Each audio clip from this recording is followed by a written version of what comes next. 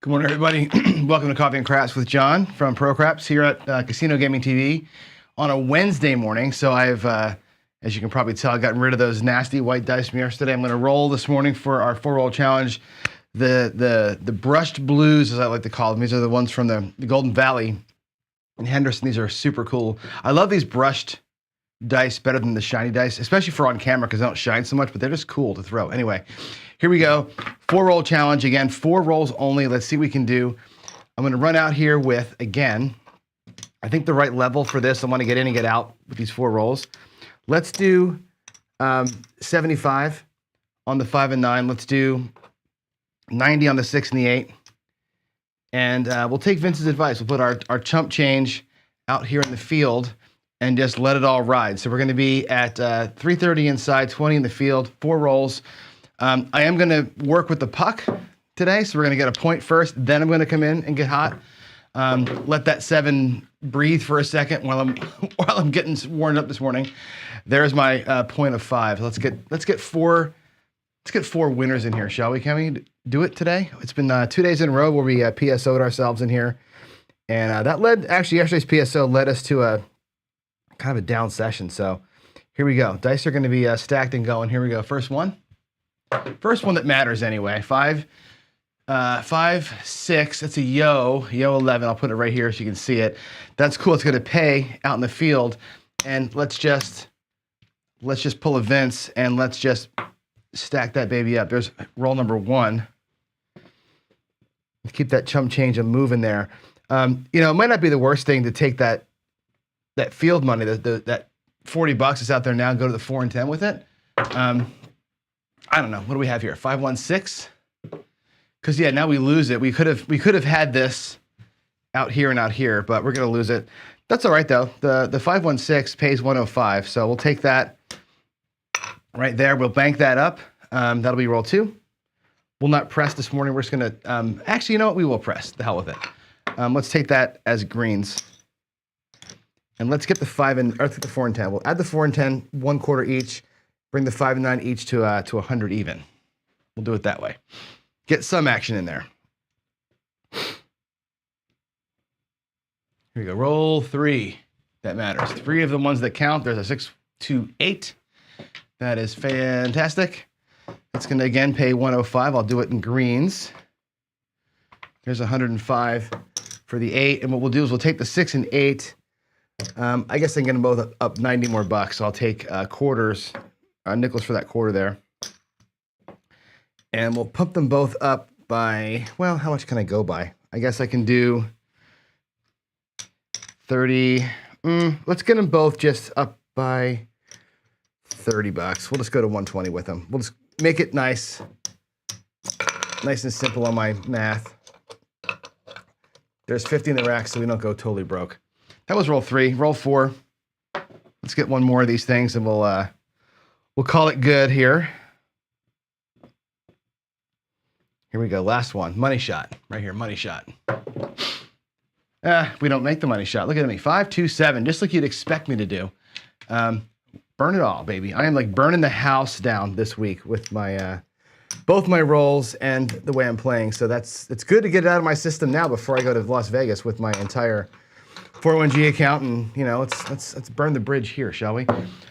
We got 3 rolls and down, not 4 today. And again, not warming up or anything. I'm just kind of come out here and throw them before I even have really a good sip of coffee. So let's get on down here and say good morning and see how we're all doing. So here we are. Good morning, everybody. Welcome. We've got pretty good crew already. 25 people here. Good. We're going to do some things today, and there's not a whole lot going on in the world. I didn't watch any craps videos yesterday. Actually, yesterday, after the show yesterday, which if you watched it live, you know what I'm talking about. It was a brutal show yesterday. Brutal outcome-wise, but I think actually really interesting. And I'm going to spend a lot of time here looking at the rolls today. That's going to be a big part of today, is looking at the rolls, because I want to break down what we saw, why it happened, and then I got a couple of, I think, hopefully interesting points to make while we're in that sheet. So I'm going to show you all the rolls that happened, and we'll talk through it. But let's get into our announcements first here. Let's see, we'll go here, and we'll just string through the the quick stuff. Nothing's really changed. Again, I didn't watch any videos. I don't know who did what yesterday. Actually, I just had a big day at work, and I got stuck on a Star Trek marathon last night. So I watched like 7 episodes just to kind of. Yesterday was hard at work too. So anyway, Friday night fights. It'll be Eddie versus Badger on Friday night. And then next week, we'll probably do Friday night fights on Wednesday because of DiceCon. I'm leaving on Thursday. So we'll probably do it midweek next week is my guess. We'll have no shows next week, Thursday or Monday or Tuesday the week following. We will do a show live from Vegas, probably 2. I'll probably do a couple of like recaps, like end of day recap type of things on here, but it won't be like a normal type of show, I don't think. Let's see, Craps Chat will be after DiceCon, the 28th. And the last announcement here, again, I forgot to tell you yesterday, but the new video series that I started, the Pro Craps or the Pocket Craps, so far so good. Those videos are, by the way, unlisted. You got to go to Pro Craps channel at YouTube and find the playlist called Pocket Craps to see them. I'm not making them public videos, not because I'm scared of them, but I want them to be phone-only videos. I don't want them just blazoned all over YouTube. So check those out if you can. I think I turned the ads off on those. I don't know. There's a button you can do in YouTube that does that. I don't know if it worked. So I haven't seen one yet because I pay the service for YouTube, so I don't see the ads. So that's a cool series. I got more of those coming. We'll just keep rolling them out. Let's see what else is going on. I got a special treat for us maybe this week, probably early next week. I'm not going to tell you what it is, but I will tell you that that there might be a couple of interesting dark side strategies coming your way from someone that we all know and love. So I'll let you know as that progresses what's going to happen there. So that's the morning update. I want to really get into the rolls from yesterday. So let me switch my screen here, and I want to look at this. And let's really break down what happened yesterday, because as you know, I played my new favorite strategy. My new favorite strategy is that don't pass parlay. I really like the idea of a progressive strategy from either side, right? I like to stack my wins. That strategy is all about stacking your wins. The danger zone in that strategy is it needs 2 wins in a row to make money, and it needs to have that happen not successive times, but enough times to make it matter for it to work. It also gets your base bets up pretty high. What happened to us yesterday was we had a good little streak there where we almost recovered some loss, and our bets were so high because we had progressed them so much, which was a good thing. If you get your bets to like 7, 8 units, that's good because it means you've won that many times to get there. But we caught 4 losses in a row and it wiped us out in like a heartbeat. Let's take a look at how the day went. And here's some summary action for each. I'm going to go actually switch to this. Hang on one second. We're going to get to there, to there. Here's the summary of all the rolls. We had 134 rolls, which is almost 4 times 36. It was like 3.89, whatever. Almost 4 times 36. It's pretty good representation, okay? We had 18 shooters that went yesterday, which is about twice around the table. So I thought to myself as I'm rolling, I'm going, this is taking forever. There was so many rolls yesterday. This is so unrealistic. But really, it's 2 times around the table, which I think is good. That's a good representation of what it would look like. We had 24 decisions from the don't pass standpoint. 10 of them were naturals. 10 of them were come out naturals. 9 of them were 7s. 1 of them was an 11, which is insane. It's a lot. Out of 18 shooters, 24 decisions, we had 10 naturals. That was a lot. Shooters made 7 points and they missed 17 points. Now look at that. They made 7 points. They missed 17 points, and I still lost money. How do you lose money? How do you lose when there are 17 losers, 17 points missed? How does a don't pass player lose? Well, the don't pass player loses yesterday because he was in the don't come, not the don't pass. So I didn't take advantage at all because of the way I played of any of these. I think 4 or 5 of those were winners for me. The most of those didn't matter. A lot of my losses and wins came other places during the rolls, and you'll see that here in a minute. But yeah, 17 points missed, and we still lost money, which is ridiculous. And again, and I say this to you a lot, out of 18 shooters, we had 7 PSOs. Okay, that's I say all the time, you're going to see between 25 and 30% of shooters come out with a PSO, and that's what we saw. You'll see it here in the rolls.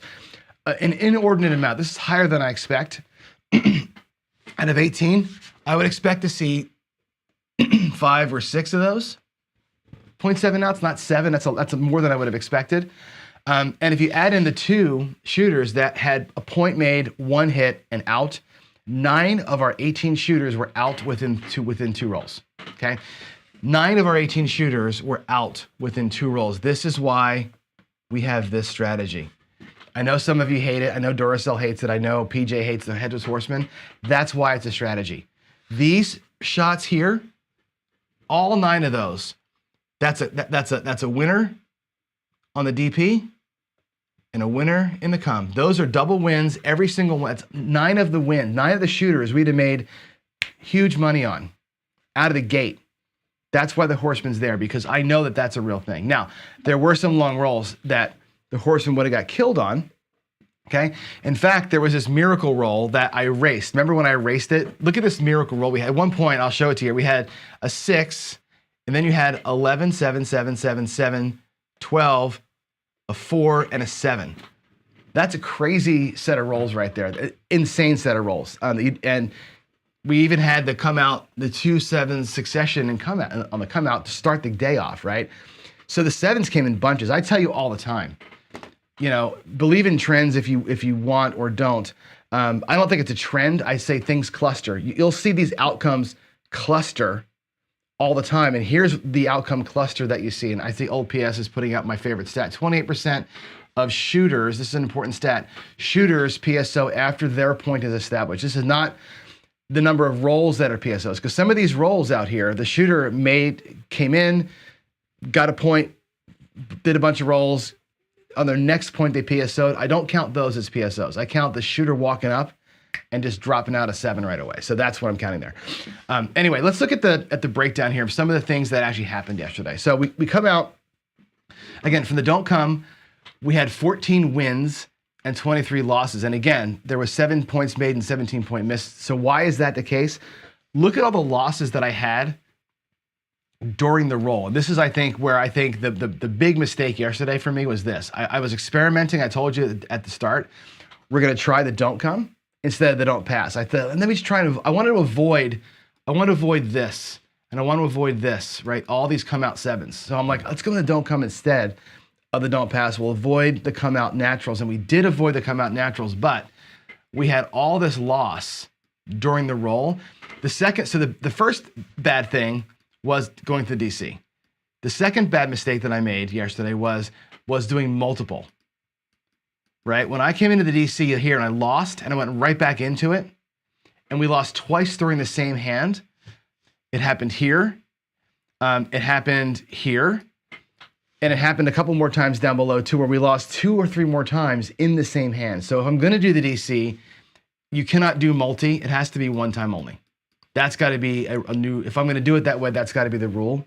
DC is fine, 1 roll only. I'm not going to replace a loss in the DC like I did here.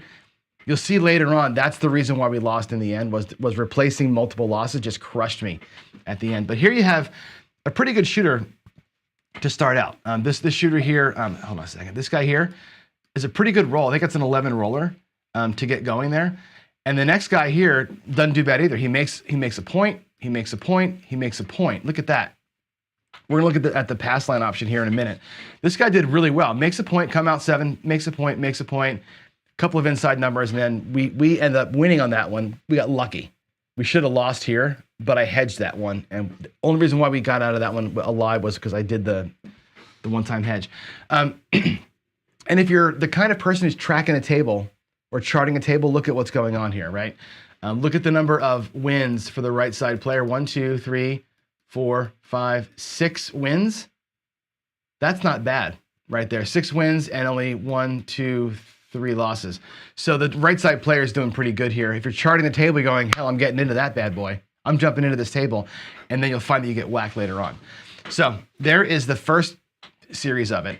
And then you get into this weird, like, short roll thing. And this is, I think, typical of a table. We have a come out 7, set a point, you get an 11. Again, we lost in here on the don't come. and you get a couple of inside hits, points made, winner 7, 0.7 out. And if I'm looking at strategies like the skill 66, like here's where a guy would have 7'd out, we would have came in, I would have bypassed the pass line, I would have bypassed the come out roll. So I'm 66 inside, right? We get a 10, great. Don't get paid on it. We get the 6, we go to 88 inside. We're off for the come out. Here comes the 10, and we're out. And here's 1, 2, 3, 4, 5, 6, 7, 8, 9 rolls in here, which normally I can make money in 9 rolls, everybody says. Well, guess what? If you're doing the 66 press and regress, you got nothing out of that. 9 rolls, you made $0. You made $4 on the, not even on the, you never got the regression. You never got in 9 rolls the regression, right? Up here, you do better, right? You go from 66 inside, here you go to 88. On this 5, you come back to 44, and then you get 1, 2, 3, 4, 5 hits from 44 inside. That's a good little run right there.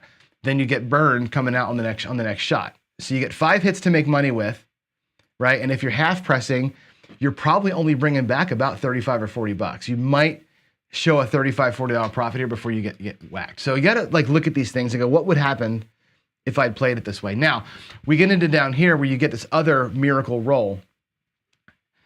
7 loser. Here's the miracle, right? You get the 6, 7, 6, 11, 7, 7, 7, 7, 7, 12, 4, 7. Like, what the hell happened there, right? That's that miracle run that I have highlighted here on the right side of the screen.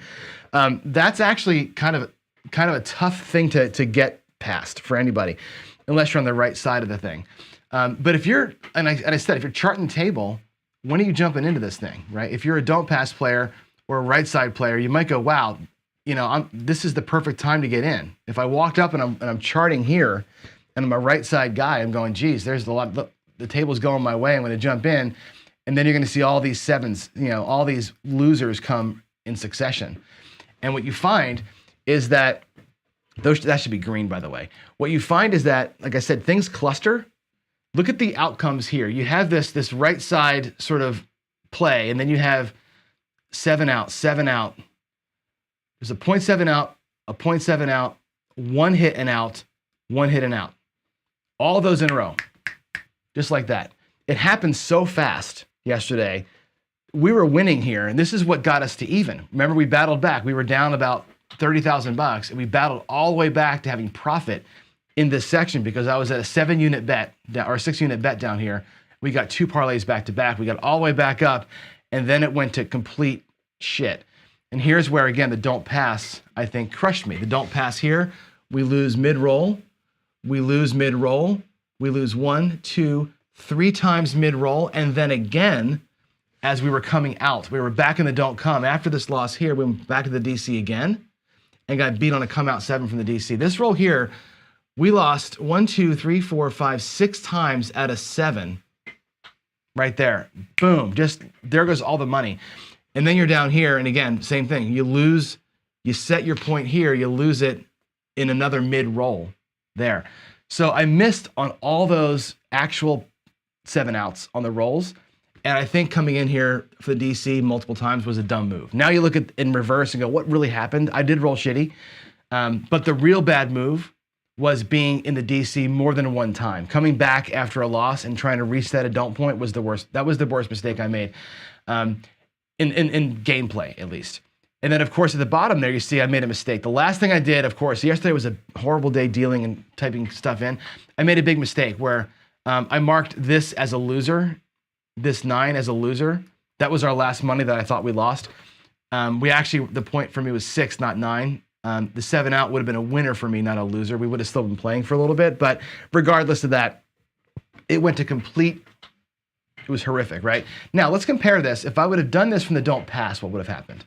And again, from the don't come, we had 14 wins and 23 losses. If I go just don't pass, it's 13 and 13. That's what you expect from the don't, right? 50-50. 13 and 13, we have 8 come out, 7 losers though, right? We come out and get banged twice. But then the don't pass is easy, right? You win, bad streak of losses. But again, down here, you're only at level 2, right? I hit 1 parlay here. Right? So I'm at level 2. So I'm only losing 2 units on each of these things, right? And it's a bad table. And you're looking at going, man, if I'm charting the right side, right? if I'm a right side better and I'm charting this table, I'm jumping in right about in here. I'm like, yeah, we're crushing it. Somebody leaves, I jump in, and then the right sider gets hammered, right? The don't pass player here gets 4 in a row. That's win in a parlay, a win in a parlay. That's fantastic. We get burned here, win in a parlay, a win in a parlay, and guess what? We're at goal because we had 1, 2, 3, 4, 5, 6, almost 6 in a row. We had 5 out of 6 or 6 out of 7 went for us. The don't pass player hits goal without having to deal with any of this mess at the bottom, which is interesting. So just by changing the rhythm of what I'm betting on, I'm still a dark player. Don't come, don't pass. The don't pass player would have won $10,000 yesterday without sweating. There was a little bit of sweat in here and a little bit of sweat in here. But again, that patience word I used, with patience on the don't, you would have won just fine yesterday. It would have been A-okay, which is interesting. The don't come versus the don't pass, the rhythm of that, and I think playing multiple times really hurt me. Now, if you look at the pass line player, the right sider, look at that.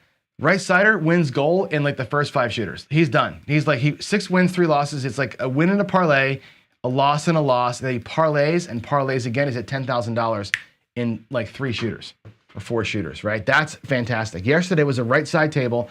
All the 7s that I threw yesterday came at times that were good for the right side guy. So if you, and this is pass line with no odd. This is straight up pass line, no odds.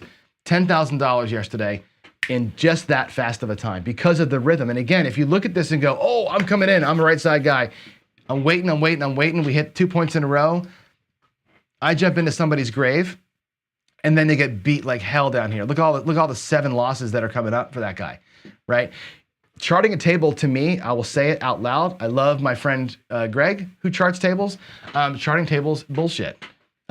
Because you can't predict it, right? In a long session like this, 19 shooters, this looks great for a right side guy. He comes in and gets hammered, right? Looks great for a dark side player, right? Look at that, 7 out, 7 out, 7 out. I'm in, baby. I'm coming in as a dark sider. The table is cold as ice. Loss, and you're getting destroyed, right? I don't believe in charting tables. I do believe that things happen in groups, and you see it here. There are many groups of come out winners. There are many groups of 7 outs that stack up, and I think that's where it's the reason why I made the strategy the way I made it. The reason why I stack my wins and I try for the parlay is because you see this all the time. As a dark sider, as a right sider, you see this all the time, right? You want to jump on a cluster when you can, and that's the genesis of that. But we learned some lessons. We're not going to do the don't come with perpetually replacing our bets. That was a stupid idea. I thought it might work. I thought wrong. It doesn't. I'm sorry. I'm in the way there. I thought it would work. I was totally wrong about that. So I've learned if I'm going to go DC to avoid this, the DC does avoid this, which I like. But we're not gonna get into a situation where we're doing. I'm not going to be susceptible to this anymore. I'm not going to see 4 losses in one hand ever again. That's done, right? So lesson learned there. DC does avoid the multiple come out 7s. DC has to be played like a don't pass, where it's one bet and you're playing against your number and then you're done. That's got to be the way you do it. Let the roll happen around you. That's a lesson number 1. Lesson number 2 is I think we progress our wins to a point. I went too far with it. I got to 7 or 8 unit bets and a parlay was $16,000. Way too much money. I mean, money aside, it's too many units. 50 units, putting 16 out there on a parlay, way too much. I think 5 should be the max. We got to cap it at 5. And I think like a ladder system too, if I were to parlay ladder my losses, I think the same thing. I probably should have, if we laddered losses, I would cap the ladder at 5 and work my way back from 5 instead of going into infinity. And I think infinity was the problem. I think there's got to be a guardrail on this thing. I think that's the secret. So I think having a guardrail, number 1, and enjoying one number against the 7 only per round, whatever you call a DC point.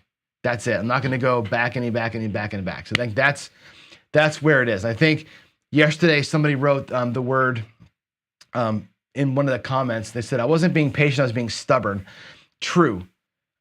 Very true. And I think what I wanted to do yesterday was, again, I do this all the time. So we talked a short time yesterday about what's John's process. Right, let me go back. I just want to show you something else too before I do that.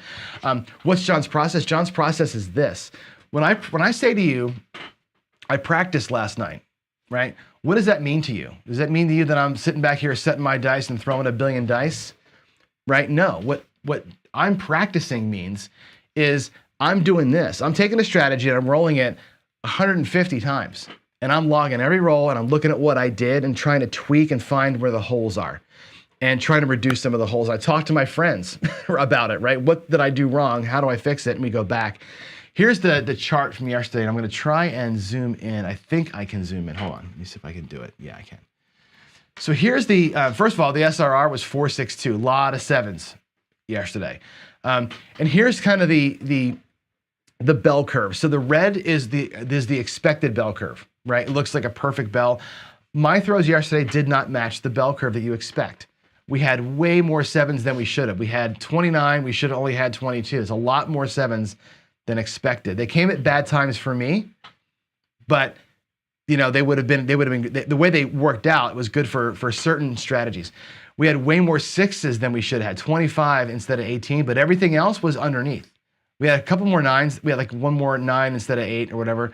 A couple more 9s than we should have, 15 or 16 instead of 14. A couple more 10s than we should have, but everything else was down. We had not enough 4s, not enough 3s for sure. The 12 was way down. The 10 was down. The 8 was down from where it should have been. So most of my numbers in the bell curve were down. The 6 and the 7 were the dominants yesterday. And 134 rolls, that is a significant number of rolls. You're at least at 4x probability there. It's not enough, but it's 4x what you would have done for roll-wise. So it's interesting, I think, to look through there. And if you look at the actual outcomes here, again, less horn numbers than we expected. Again, the don't come wins when the horns come at the right times. We didn't get them at all. The box numbers were actually spot on. We got exactly the number of box numbers we expected, just that there was more 6s than other ones, which was weird. The inside numbers were within a couple of each other. The outsides were almost there, and the hard ways were almost there. Now, this hard way number is wrong. You can ignore that, because when I typed in the numbers, I had to retype in every number. I watched the whole video and typed them all in because I deleted partway through yesterday the rolls. So I didn't put the hard ways in correctly. I just kind of was typing super fast. So this number is inaccurate. But the number of insides, outside, and boxes were pretty much where you'd expect them to be. It was the 7s came out and the come outs so often for us. So that's a big breakdown there. Let me get back to normal size there. And that's how yesterday looked. So let me go back over here, the regular view of it, and just finish up our talk here. So I think breaking it down, again, it doesn't matter to break it down. I mean, you can look at this thing in hindsight all day long. Yeah, you shoulda, coulda, woulda. Yeah, if you saw the trend. And it's not about trend watching. It's about looking at patterns of things that happen. And the pattern that jumped out to me, the number one pattern I saw yesterday was in the don't come, not going back in after I get beat. That was the big mistake. We got beat 4 times in one session inside the DC by replacing that bet and getting burned. That happened multiple times where I got beat more than once in the DC bets. That clearly is a red flag to me, right? So that's coming out of the strategy for sure. I think the don't pass is fine. I think that getting beat on multiple naturals in a row hurt. We saw multiple naturals 3 different times. There was multiple naturals on the come out where the right side bettor gets paid. The dark side bettor gets hammered. Interesting when you see there was 9 come out 7s, which kills the dark side guy, but 17 missed points, which wins for the dark side guy. If you look at that, 10 naturals and 17 points missed versus made, that's where your even numbers, that's why it was 13-13, wins and losses, because the naturals 100% equaled out the points being missed. That's a fascinating stat right there for the dark side guy. And again, it's timing, right? If you walked up to the table as a right side or a dark side player during that roll of 135, you would have experienced a really cold or a really hot table as you saw it. But again, you chart that table and you go, that thing is great. You jump in and that's when it turns ugly. That happens all the time to us. I think charting tables is a mistake. I don't think there's any correlation from what's happened to what's about to happen. I think that there's nothing to that, especially when the dice are changing hands. From shooter A to shooter B doesn't mean anything. And I think that's what I got to say about that. I just don't believe in charting tables. I do believe in clusters. I don't believe in trends in terms of it's happening, so it's going to keep happening. I believe that, as you can see, things happen in groups, and if you're in a group, fantastic. If you can power play your group and you can press up while you're in that group and catch a couple in a row, That's it. That's the strategy is designed to capitalize on that situation only. So there it is. That's my breakdown of my horrifying roll yesterday. I hope that was informative. And I've done this a couple of times with other shooters, never myself. So it's good to see kind of like the way that my brain processes what happened and the way that I make changes to the way I play. So there is that. So, oh yeah, and so JR, you're right. I wasn't attempting the challenge while broadcasting. There's no way I could have done that. What I said was I was going to practice for the challenge because that challenge could take 3 hours, right? There's no question it could take 3 hours. And yesterday I'll show you. I used this table view yesterday, not that one. I used this table view during our show yesterday. I can't use that during the DG. When I do the DGE challenge for real, it's got to be this view here. It's turned. That camera's turned off. It's got to be the zoom out view. Let me go back to the thing. It's got to be the way zoomed out view because I got to have the dice in there. So that was a practice run to see, can I get through this and get ready to do the actual DGE challenge. So yeah, I hope I didn't say that wrong. I was kind of getting ready for it and working through it, and that's it. So and PJ's correct. You always see patterns in the rearview mirror, right? But this is important, right? Looking at the rolls from yesterday and finding the patterns. And I think, I'm not sure if it's you or Myopia Movie, somebody says this all the time where humans try to find patterns and randomness, that it's true. A little side story here. As you know, I'm a computer programmer and I teach computer programming. And I walk up to students' computers all the time. They're like, my stuff doesn't work, I'm broken.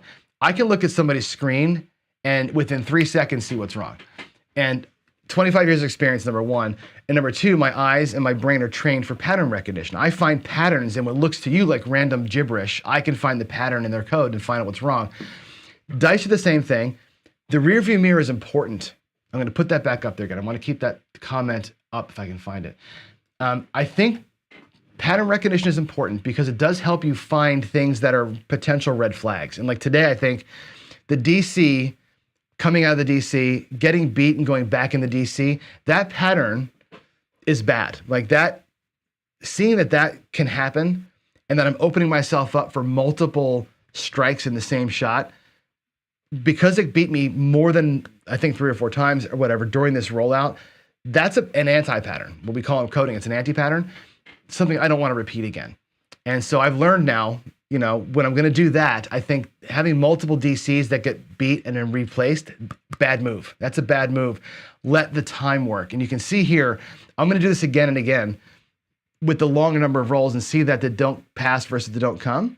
I want to get some measurements on that because I think that that betting pattern, I think, is a problem. And you're right. So yeah, looking in the rear view is educational to find where the gaping red flags are. Found some today. I also see, and I've said this before, multiple come out naturals on the don't pass are a soul crusher. And we all know it. If you play the don't, you experience that all the time. You can't tell that it's coming, but you can do your best to avoid that situation. And that's why I went to DC, to avoid that situation. I made myself a new situation. So I think looking back is to me informative to see what patterns can arise and like, okay, how do I never get into that, where that pattern could get me? 3 come out naturals in a row, I never want to face that. Not that I'm in it and I'm going to try and jump out of it. I just never want to be there in the first place. So how can I devise a strategy that avoids anti-patterns? And that's kind of where I'm going. So there it is. That's again the way that I process these things. You're right. Rear view mirroring, you can't bet in the rear view, but you can learn. You can learn from what happened, I think. And we call them in coding, we call this a retrospective. We also call this a post-mortem. So after you have a problem and your code goes out to market and something breaks, you fix it, you come back post-mortem. And we all look at it and go, okay, what did we do? We ask ourselves what we call the 5 whys. Why did it happen? Why did that happen? Why did that happen? Why did that happen? And you get down to where it is. Why did it happen? Well, I went to DC because I wanted to avoid the multiple come out naturals. I did that. Why did the DC burn you? Well, because I went in multiple times. Okay, why did that hurt so bad? Well, because you get a long run and you get the repeating numbers, right? What do you do from that? Well, you stop doing it multiple times. That's where the pattern comes in. So I think that's, I take some of this stuff and I learn it. And you're right, PJ, I'm going to put this up here because I think this is an important note. Patterns are misleading in random events. This is true. right? This is true. However, clusters happen, right? Again, multiple come out naturals. How many times have you seen more than one come out 7 or 11, right? That's a pattern that I can't predict, but I know is a possibility, and it's a frequent possibility. So what do? I avoid the pattern. I don't put myself in a position where that's going to ever get me. That's where I think the pattern recognition helps you in random stuff. You avoid things that are obvious, what do you call it?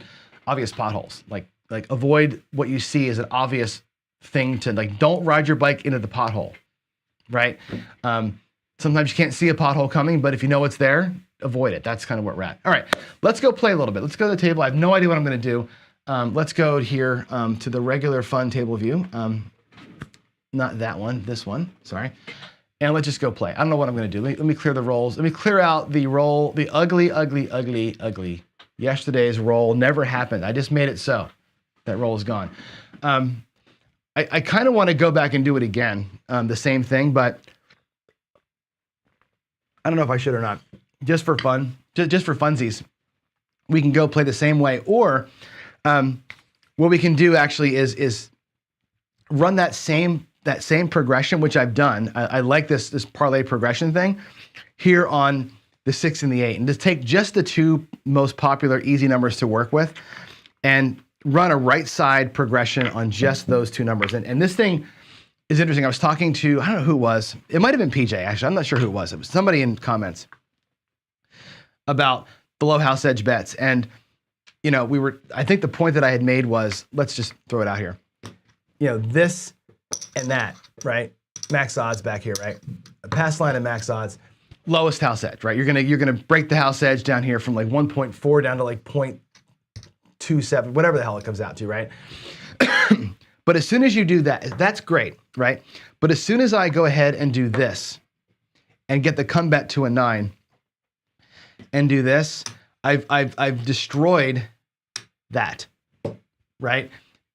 And the how do I say this right? The equivalent here is if I bet the inside numbers, right? I said the other day on Monday, if you bet all the insides, you have 110 inside at risk to win $35.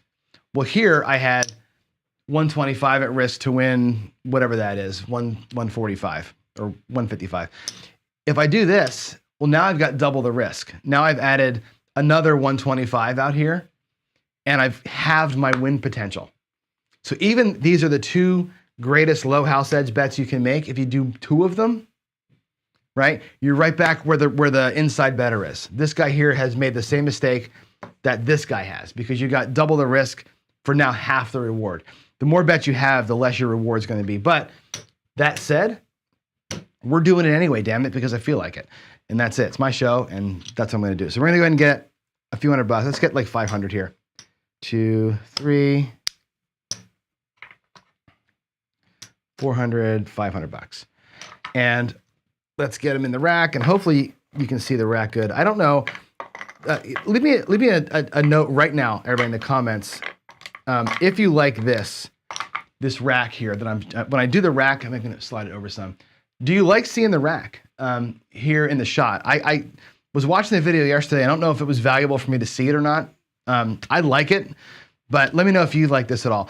So what we're going to do is we're gonna work the puck, right? I'm not going to invite multiple 7s to beat me. So I'm going to work with the puck here. We're going to go ahead and come out. It'll be a 5-3-8. So we're going to miss out on an opportunity on the come out, and I'm okay with that. And what I'm going to do is we're going to go with the $30 6 and 8. And I'm going to run that same progression that we just ran yesterday. The same exact idea. We're going to press, parlay, and we're going to parlay both. And then we're going to come back down to a new level. So we're going to start here with $10 units. Okay, so let's get some lammers here to keep track of where we are. If you think of this in $10 units, so I'll put the reds here. We're at level 3, right? $30 bet is at 3 units, or 3 betting size of 3 $10 units. So if we win the parlay, we're going to go up one more $10 unit and build them out that way. We're going to start a little higher than 12. So we're going to start at 30. Let's just work the parlay here on 2 bets. And again, it's 2 bets to win half. So 60 to win 35. And we know that going in. We know that we're gonna take two really good 1.47% house edge bets, and we're gonna reduce their effectiveness by having two of them out here. Knowingly. But they're the two best we can decide on up here. There's a 5 and a 4 to 9. Let me get the roll tracker going here so we actually log the rolls in. So that was a 538 and a 549. I'll move this over here and I will log the numbers in for us as we go. Let's try and get some repeaters in here if we can. Again, this whole thing is based on getting good repeat action on your numbers. This is a hard 10. And I know we can phantom bet these. Right, and I'll note actually how many times the 4 and the 10 beat the 7, because I know Waylon loves this. I love the 4 and 10. I play that dark side parlay with the 4 and 10. I think it's a great bet. Let's note with white chips how many times the 4 and the 10 beat the 7 today. And every time we get a 7, we're going to count how many of these we would have got before. The 4 and 10 strategy works when you get more than you're supposed to before the 7. It's all a timing thing. So let's just go ahead and see how this works. All right, there's a 4-1-5. 4-1-5. We're all over the inside. Not getting our numbers to hit. There's the Waylon. The Stagner. The Stagner, we're going to call that. There it is. The 6-6. The Stag. There's our 4-3-7. Okay, so we're out. 4 and a 3. We lose.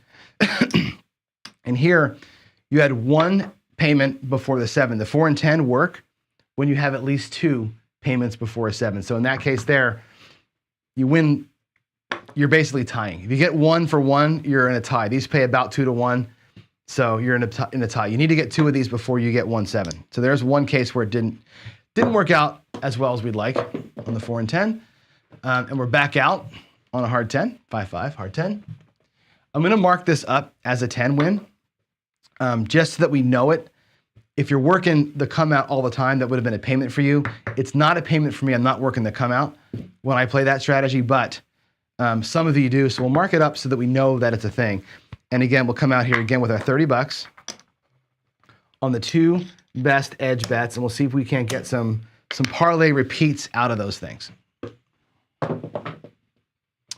1, 2, 3. 1, 2, 3, ace deuce. And there's a 9. We're bouncing all around them, aren't we? 6, 3, 9. Oh, look at that. Hard 10, baby. So there's a good one. Hard 10, 5-5. You know me, I love on the 410 Bank Street. That's a double whammy. I love the double whammies. But so we got 2. Right, there's a case where you beat the 7 twice on the 10. This is now you're in profit. You're guaranteed money if you can bucket and beat the 7 before it comes. It's going to come equal number of times, but you got to get 2 before it comes. So there's a good case where it would have worked out for you. Ooh, look at that. Look at that. 6-4-10. 6-4-10. That is, let's look at the chart here. 1, 2, 3 10s out of the last 5 rolls. 4 10s out of the last, 9 rolls. Fantastic. That is absolutely gravy right there. So there's another one. 3 10s before a 7. You get out. There's a 6. Finally, we get a 6. 4, 2, 6. All right. So that's going to pay 35 bucks. I'm going to pay this in reds. There's 30, 35, but I'll take the 5 in white, actually.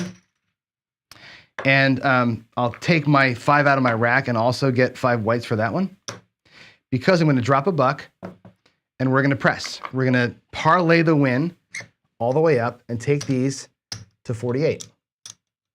So again, this is the same pattern as yesterday, as me going, don't pass, win it, parlay the win, and then jump back down. So we're going to go from 30, full parlay on both bets. If we can get one of them to hit now, we come back down and we start at a new base level. We start building that base up as we go. So there's our 6. We just got to outpace it by a little bit here, right? If you can outpace it by just a little bit, you're going to be all right. 6, 3, 9. 1, 2, 3 again. 1, 2, 3.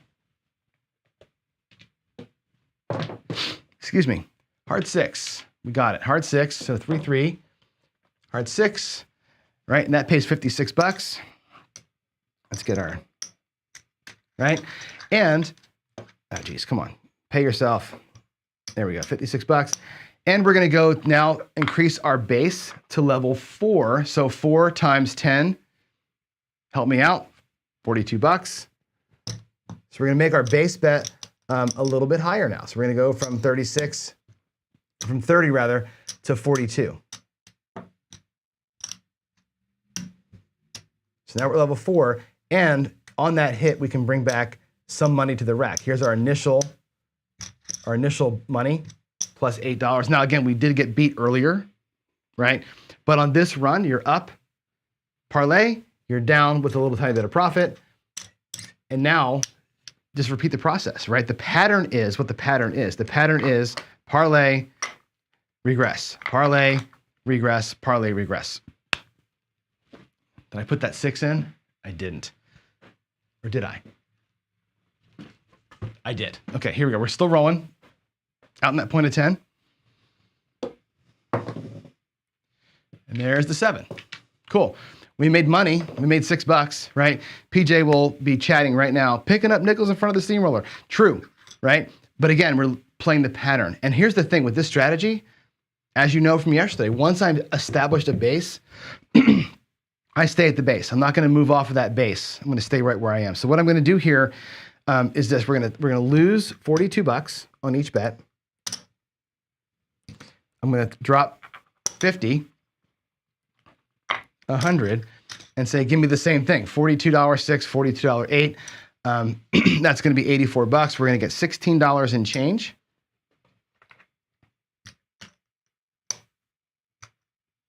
There's a 16 in change from the dealer. And those bets can go right back out again. We'll leave them off with the puck, but we're out at the same level. There's that come out 7 that we like to avoid, 6, 1, 7.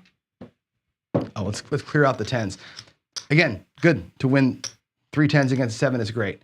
Out on a point of 9. There's our 9. 5 and a 4. Let's get a couple of 6s and 8s in here. It's going to be squirrely math, so you have to put up with me doing math if I do happen to hit 1. There's a 5, a 3, and a 2. We would have been better to do the same parlay on the 5 and 9 today, the way the dice are coming out. There's a 7, so we lose it again. That's crappy. So we learned our lesson from last time, right? It's going to be 100 in, 16 back. Let's just drop 100 to the dealer. We'll get back our 16 bucks, and our bets will stay out.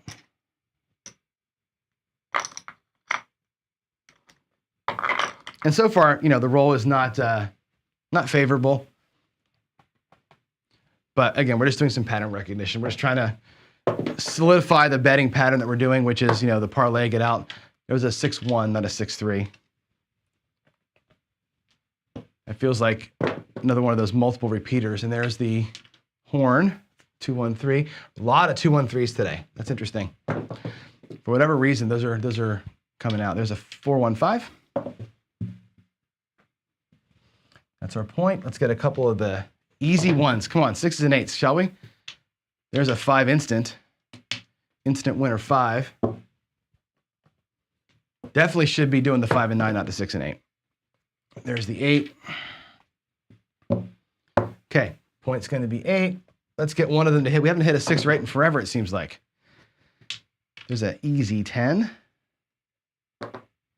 Right there. 6-4 easy 10. 7 out. Wow. 5, 2, 7. The dice do not like me going live, I would say. So there, we did not beat the 7 enough times to make the 10 matter. We're going to be out of cash here in a second. There's another 100 out of the rack for 16 back. Bets are still out there. Just replaced them. 7's been marked. Let's come out. 6, 3, 9. We are definitely happier in here today for sure. Wow, there's the, there she is, 617, 0.7 out, 0.7 out. This will be our last go. There's our last $100 for 16.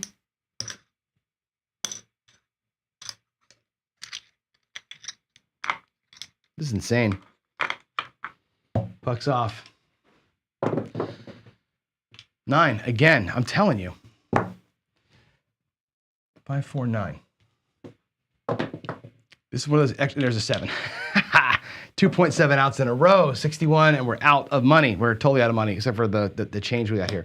Now, here's what I'm gonna say to PJ, my friend. You tell me I can't spot a trend? Bullshit, I just spotted a trend. I've been talking about it for the last 15 rolls, right? I'm stubborn, we're gonna stay on the 6 and 8, but we all saw those would have paid, right? You can absolutely cluster numbers. And if you're seeing cluster, a little switch from here to here, we would have made money on that had we made the switch. But no, I'm being stubborn. I'm gonna work this to show a pattern happening. But had we jumped like we ought to have jumped in the middle of the cluster when you start seeing things happen, right? Again, there's no predictability here. I'm not saying that these are gonna happen because they happened. I'm saying that these happen in groups like that. And when you're in the middle of a group, sometimes you just gotta follow the group a little bit. Sometimes that'll bite you in the ass, but a day like today, that would have totally happened, right? We would have made money there by following the group. So, you know, again, I know I contradict myself sometimes when I say you can't, when I say trending a table doesn't matter. Hot or cold doesn't matter. Past results don't indicate future performance. However, groups of things do happen. And if you're in the middle of a group of things happening and you can catch it, right? There's the trick. So let's do it again. Let's actually go back out there and let's do it again. I'll do the same 500. Oh, I think we have a few. Do I have time or no? I don't have time. I'm sorry. I would love to go out there and do another round, but it's almost 9 o'clock. I didn't realize how late it was. Yeah. I don't want to hear it. Give me a better argument than that. Okay, I'm not fooled by fucking randomness, right? I'm looking at what I saw. So I'll argue with you all day long, but here's the deal. Things happen in groups. You just saw a group of things. I called it out as it was happening. It is random, but random things tend to happen in groups. Period. End of story. You've seen it. I've shown it every day. It happens. It's just a matter of if you can catch it or not, right? Today I chose not to catch it. I called it out and didn't catch it. And that's it. So there it is. I got to go. It's work time. I hope that, let me go back to the other screen here. I hope that the beginning part of this where I broke down the roles yesterday was helpful. It helps me a lot. It helps me to go through it and look back and go, man, there's the miss, or there's the thing I really should never do again. I think that's helpful for me. If it's boring for you, let me know in chat. If you don't like it, go to Discord, let me know you don't like it. If you want to see more of that kind of stuff, great. I can code these numbers into win craps and run 50 strategies against it and see, you know, where the toggle switches are. I think it's fun to do that kind of stuff. So what you want to see more of, I will do. Just drop me notes. Let me know how you want me to play these kind of things out, and the more of it the more of things you want to see, the more things I'll do. So there it is. Peace, I did not bet it. I told you, I said I should be betting it, but I'm not going to. I said I'm going to play the lowest house edge bets, the two things. And I said it 4 times while I was rolling it. We ought to be moving over to here, but I'm going to stay here because they're the quote unquote best house edge bets. And it proves the point. It proves the point that I didn't move over, right? By sticking to what ought to happen by randomness or by probability doesn't always work, because clusters happen. And I think it's an important thing for y'all to see. Anyway, I gotta get rolling. I gotta get to work. You guys are all awesome. I love you, all of you. PJ especially, you're a great guy. I really believe, and I say this to him all the time in private, in conversations that you probably don't read, keep pushing my buttons. Keep pushing my buttons. The negativity and the you suck and the this and that and the you should have seen and you can't do, that actually is good. Right? I know some people see that as a negative and it's annoying, whatever. I don't care. I think giving me a reason to think and having, it's going back to high school debating class, right? But going back to giving me a reason to defend a position or a reason to dig in and learn more about a position is what people do. So if everybody here just said, John, you're great, John, we love you. John, you're the best. I would get no better. The channel would not thrive. We thrive as a group because people will challenge me, and I will accept the challenge and do more math and study more and practice more, and I will break down and I will lose $50,000 in front of you every single day to prove points or to get better, right? That's what this is all about. So keep pushing my buttons. I love it. I love it.